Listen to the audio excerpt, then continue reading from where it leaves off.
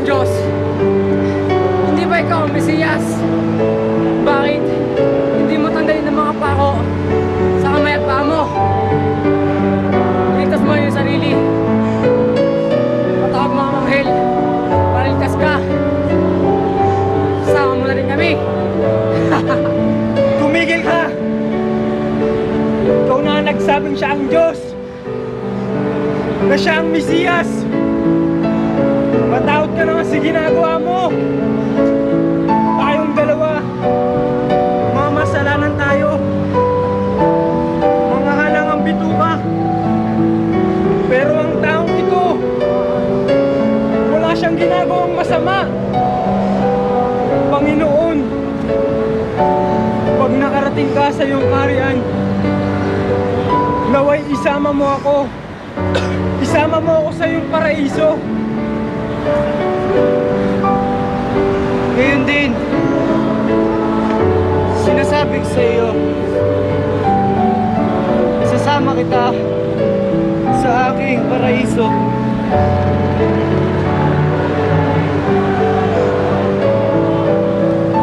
Ang napanood niyo po ay ang pagsasadula sa isang bahagi ng buhay ni Cristo na mas kilala bilang senakulo. Handog po yan ang Parish Commission on Youth ng San Isidro Labrador Parish ng Malinta, Valenzuela. Meron din po silang senakulo roon sa kanilang simbahan mamayang gabi at bukas ng gabi, parehong alas 7:30.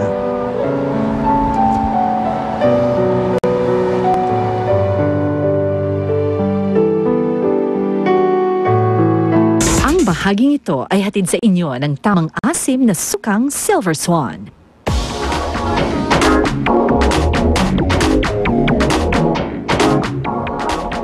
Alrighty, here we go. Bago ang lahat, bago magkalimutan, galing to kay CJ. Happy birthday kay Rod Hugo. Happy birthday, congratulations to Catherine Entrata. Nag-graduate siya with honors dyan sa school nila dyan sa May Quezon. Oh, galing. And on vacation na po, maraming Kapuso stars natin ngayong linggo. Pero dito sa UH, tuloy pa rin ang tsikahan. At una sa listahan natin, Mark Bautista.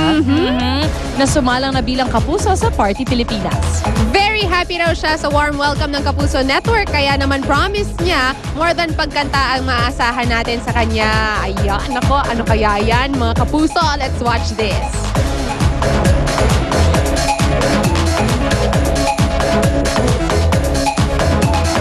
Si Mark Bautista, proud to be a Kapuso. Mark Bautista, successful ang first appearance sa Party Pilipinas.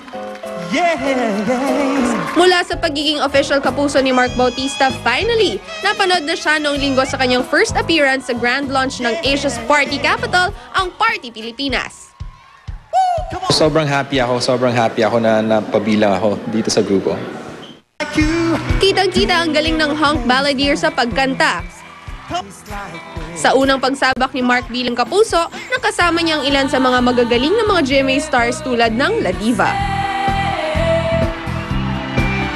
Kinabahan kaya siya? Kabado rin ako kahit paano kasi first na lalabas ako sa television, sa GMA. And first kong makatrabaho lahat. First ko sila makasama sa stage. And first time ko mag-perform ng kasama yung mga Kapuso. And Di may kakaila ang pagiging multi-talented nito si Mark Bautista.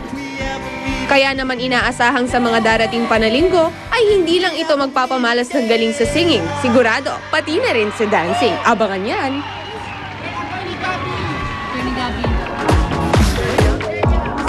Ang bahaging ito ay inihatid sa inyo ng tamang asim na sukang Silver Swan.